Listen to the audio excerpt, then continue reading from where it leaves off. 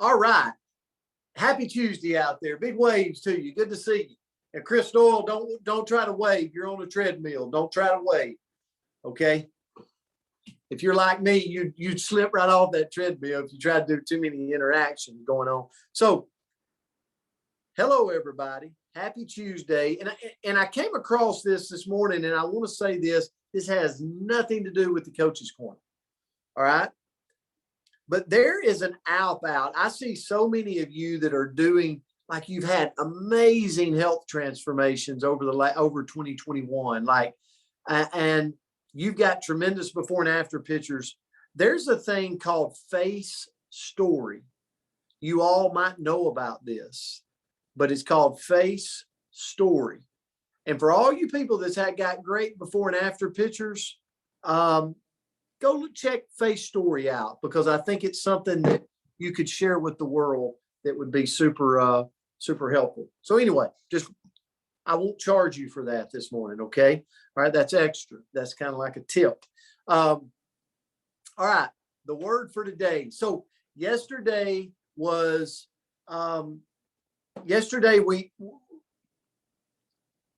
Andrea, help me out here. I just lost my whole train of thought. I don't remember yesterday. Yesterday we talked about sacrifice and sacrifice, and today we're talking about distractions. Okay, because I want to tell you, we're going into a new year, and I hope you're ready to go crush goals in 2022. Like whatever it is for you, right? Whatever that burning desire is for you. I know this. For me, it's my profession. I'm going to crush goals in 2022 in my profession of network marketing. Like I'm setting my sights there. I'm laying it out. I'm sharing it to the world, right? Which I think you got to do. You got to let people know. But it's going to take sacrifice. We talked about that yesterday. It's going to take sacrifice to come out of the gate. And I love running in 90-day burst, right? So I'm going to come out of the gate in January and February and March and run hard, but I got to make sacrifices, right? And another thing that I got to be aware of is distractions in this coming out of the gate 90 days. So I want you to think about this morning. Distractions, a thing that prevents someone let me start over. The thing that prevents someone from giving full attention to something else. Okay. My mentor would tell me all the time, and I would get so mad. He would say, all excuses and distractions are equal. Just pick one. And it would make me so mad, because I'm like, yeah, but that's a good excuse, or that's a good distraction, right?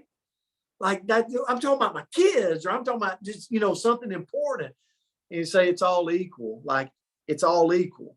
And he used to look at me and say, in a world, Brent, there's so many distractions. And he'd say, being able to give your full attention to one thing is so powerful. Find that one thing that you need, right?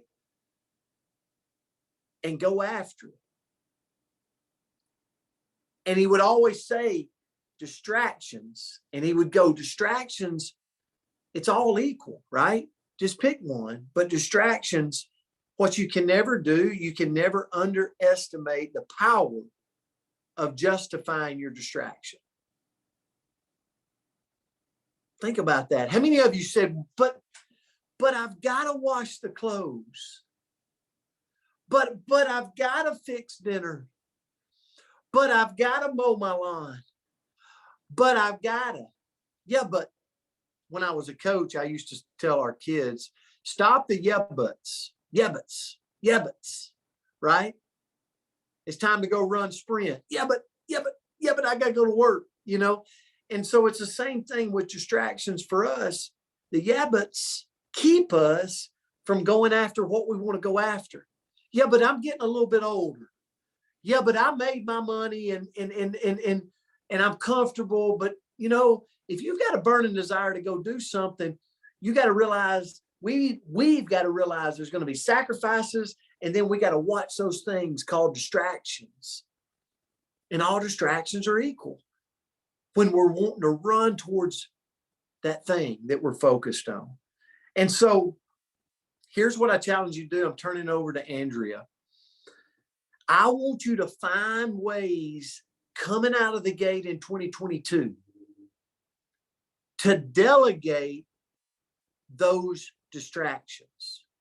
Maybe it's washing the clothes. Maybe you got to give it to a kid to do, right? Delegate, teach them, right? It's okay. How many of you was working at the age of 13 or 14? It's okay to give it to your kids. They can handle it. Maybe it's dinner.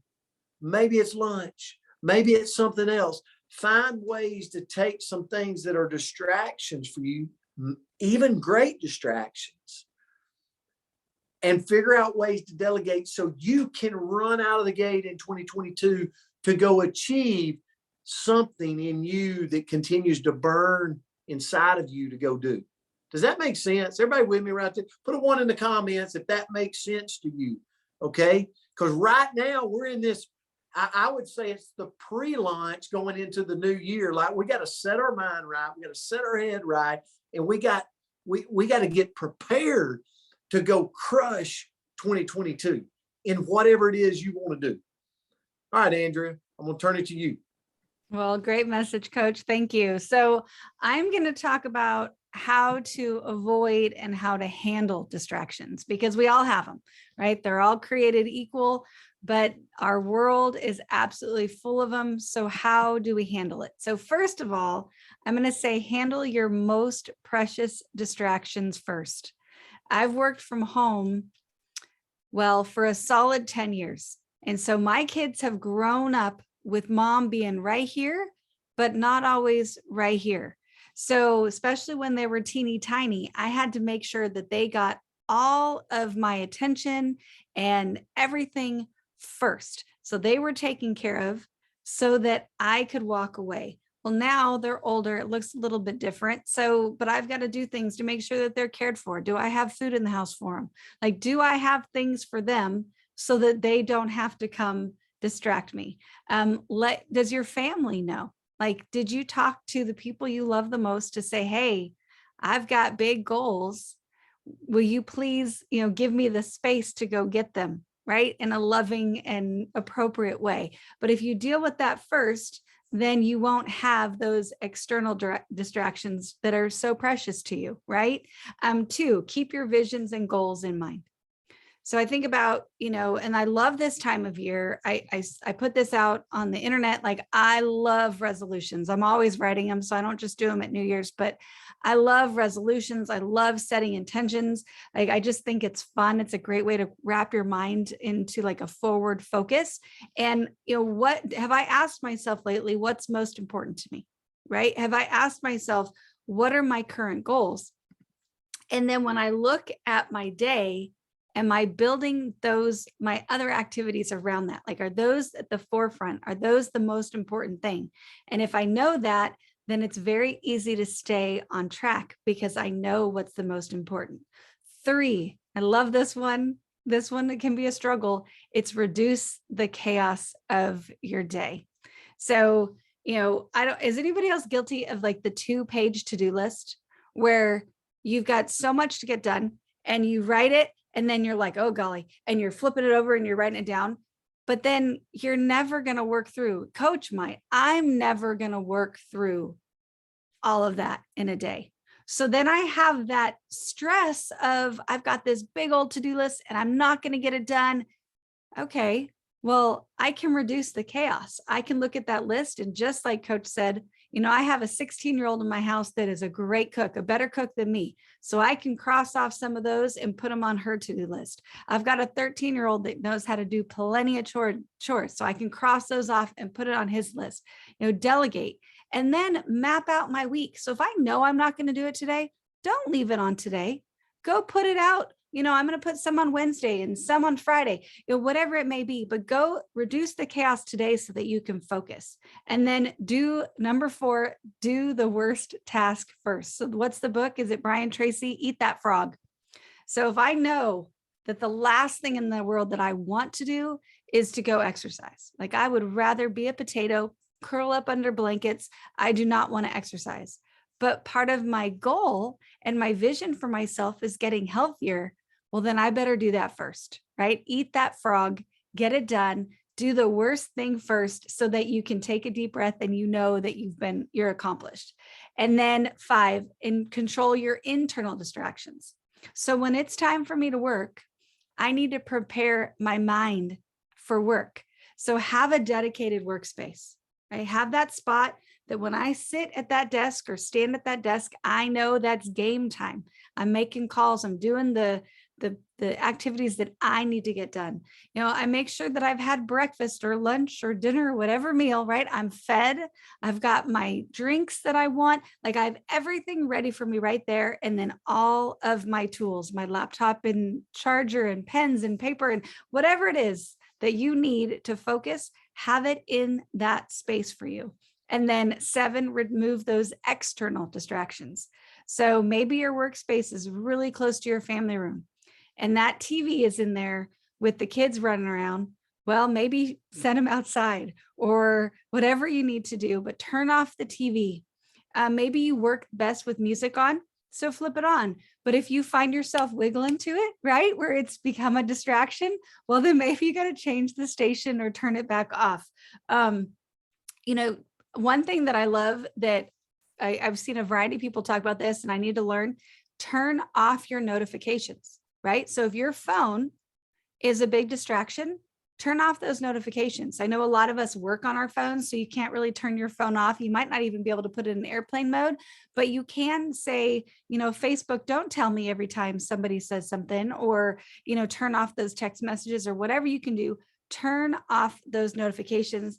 And then lastly, have a written DMO, right? So have a written daily method of operation and put it on your calendar.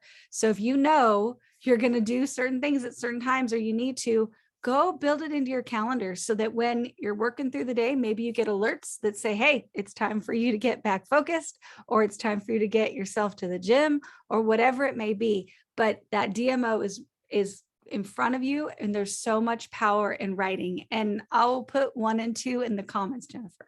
So that's what I got for you today. Thank you, Coach. Andrea, amazing things. And I actually just pulled this up. We're going to give away something this morning, but I pulled up what you said. Mark Twain once said that if the first thing you do each morning is to eat a live frog, you can go through the day with the satisfaction knowing that's probably the worst thing that you're going to have to do for the day, right? So the book Brian Tracy was kind of from that,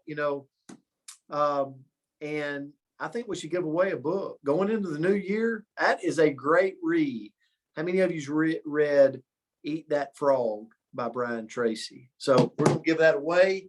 And I also, before we do it, I want to say Tracy Turnberg and Kelly English, happy birthday. Happy birthday. I actually was on the phone with Tracy yesterday and wished him an early birthday. But I want to say it publicly here. Happy birthday, Tracy Turnberg and Kelly English. And let's go ahead in the comments. Let's maybe type in frog. Let's go with frog in the comments. Let's see who's going to win. Who's going to win the book this morning? Andrea, let's go ahead and give 2 books away while we're giving them. And over in Facebook, share the post. Okay, share this right here in Facebook, and we'll also pick a winner over there. 5, 4, 3, 2, 1. Who we got? All right, excuse me. We've got 2. I've got a congratulations to Jerry Costello and then Tammy Walden. So congratulations, Jerry, Tammy. Good work. Jerry, great job, guys. We love you. We appreciate you. Go rock this Tuesday. We'll see you back tomorrow. Please text me your address. Love you guys.